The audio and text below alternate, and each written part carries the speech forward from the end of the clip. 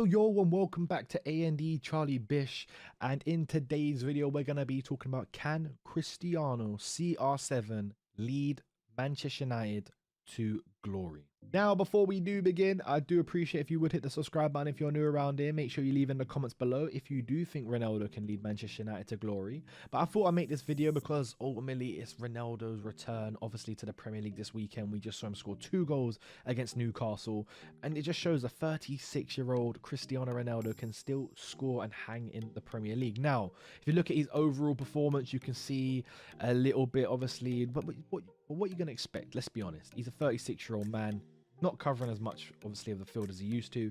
No dribble attempts, not really many duels won, not really many aerial duels won, which is a little bit more surprising. But he comes up with the goods and scores 2 goals.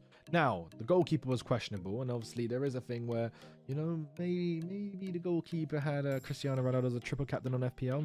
Now, that's just allegedly. He finished him, you know, and one thing I did like about that second goal is that when Luke Shaw played it in, he looked at Luke Shaw, he realised he's like, I'm committing now. Most players will kind of just try to direct Shaw to passing it to them, but Ronaldo put his head down, kept it moving, doesn't have the pace like he did before, but because of, I want to say, the determination and the desire, like, I'm going to go for this.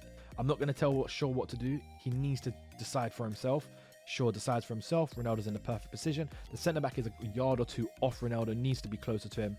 Swivels it to his left foot, bang, puts it under the keeper. Keeper probably should be doing better. But he gets 2 goals on his debut, second debut for Manchester United, which is huge. And this was one of Man United's issues, you know, apart from maybe a centre defensive mid or a 6 or whatever you want to call it, central midfield or someone a bit more defensive for Manchester United, they needed a goal scorer, a striker. They didn't get an out-and-out striker. They got Cristiano Ronaldo, one of the best goal scorers in history, probably the best goal scorer in the history of football. Even though he's 36, he can produce the goods. Now, to what extent we will see. However, on paper, Manchester United, you have to look at them and you have to feel like they are title challengers and they should be competing in all the cups. Take all the managers out of the equation. We're talking about Aaron Wan-Bissaka, Maguire, Varane, Luke Shaw. You say Pogba and Fred or Pogba and Matic, Bruno Fernandes, Jadon Sancho, Greenwood, Rashford, and then Ronaldo up top with Cavani in the wings, Martial's in the wings. You have other players to come in and make this team better when they need goals. Take it back to my team, Chelsea. You know, we have to commit to a 3 at the back because we haven't got the personnel to play a 2 at the back at the moment. You know, we have to accommodate players in this system. Man United don't have to do that. So when I hear them saying we need a 6, like, not every position has to be perfect. You know, Chelsea, we've got some holes. If you look at our attacking midfielders, there's not enough goals in them. For whatever reason, there's not enough goals in them. We've got Lukaku now. That was one of our, obviously, biggest issues with scoring goals. We now have a striker who scores goals, but our midfielders haven't really been contributing with the goals, really. They've been getting a few here and there. Defensively, we've had to play in a 3 at the back because that's the way we are best structured at this moment in time. So we're having to make sacrifices in terms of system over personnel. If you look at Man City, they haven't got an out-and-out striker. They haven't got a striker that's going to score them 30 goals a season. They've got obviously a lot of players that are going to be playing and obviously interchanging with one another. And then Liverpool haven't got the depth that we have compared to Man United, Chelsea and City. So everybody's having these issues with their clubs in terms of there are weaknesses, which makes it more exciting. Manchester United have a weakness, yes, the number 6, if you want to say that, but so does everyone else. Man United fans, not all Man United fans as well, I do want to just say this and let's get this, so it's just my opinion, it's not attacking any fans, it's not obviously getting on to Manchester United fans, but a lot of Manchester United fans, and if you want to hold like the media account, you go Gary Neville straight away, managing expectations. Manchester United have a good enough squad to challenge for trophies. Now, if you ask me personally, I would say Ole Gunnar Solskjaer is the reason why they might not challenge for trophies. That's just my opinion. Let me know in the comments below if you think that too. Thomas Tuchel makes Chelsea great. At this moment in time, we got great players, great personnel, but Thomas Tuchel elevates us to the next level. Pep does it with City, Klopp does it with Liverpool. Ole Gunnar Solskjaer, in my opinion, doesn't do that with Manchester United. Now, back on track with the topic at hand, Cristiano Ronaldo, can he lead them to glory? He will score them important goals. That is no doubt about it. Ronaldo is a goal scorer. He will score in big goals. You saw it with Drogba when he was getting older. Still, Champions League finals. You know, he was still scoring big goals, and I think Ronaldo will still do that.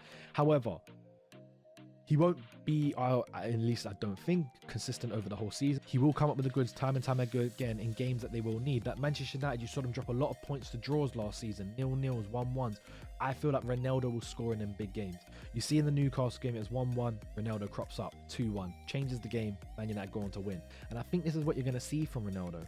You know, he's going to come up big in certain games where Manchester United are only likely to grab a point, or they're only likely to lose a game, and Ronaldo gets a goal and grabs them a point.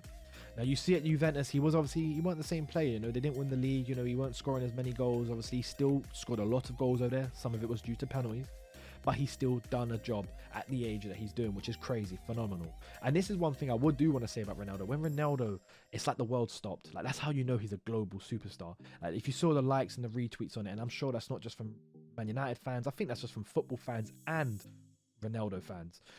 It felt like the world stopped. Like, there was something big happening. People from outside the sports were getting involved and obviously looking at it. That's what football was all about, in my opinion. Like, it was just crazy. Like, I couldn't wait for his debut. It was fun watching him. You know, it is a shame that when you look at him, you're like, this isn't the same Cristiano Ronaldo, but it still is Cristiano Ronaldo, and it's still pretty impressive.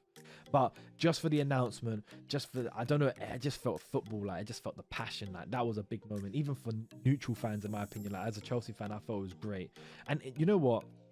It does make you think, like, imagine if Ronaldo was in his prime still in the Premier League. I mean, we got all the stuff that he did at Real Madrid, and that was great for himself and obviously football in general as well, because football don't just exist in the Premier League, even though the best of it does. But it was special. It was definitely special, man. When you look back at all the highlights and what Ronaldo's done for United, and if I was a United fan, I'd be a little bit gutted that Ronaldo didn't spend most of his prime at Manchester United, because the amount of more trophies that Man United could have won would have been crazy. But yeah, it was special. It was a special moment. And in terms of, if you look at Ronaldo as this superstar, this global superstar, and what he brings, he's a leader. And I think Man United have lacked that. And I think he's going to bring that to the club. He's going to bring that to the club. 10-15% extra to all the players. He's going to make them play better. He's going to make them want to work harder, train harder. And he's going to bring that mentality with him where we're not settling for top four. We're not settling for second, third. We're going to win everything. And that's the mentality that Ronaldo brings. So if he can even improve everyone's performance by 10%, that's him leading them to glory.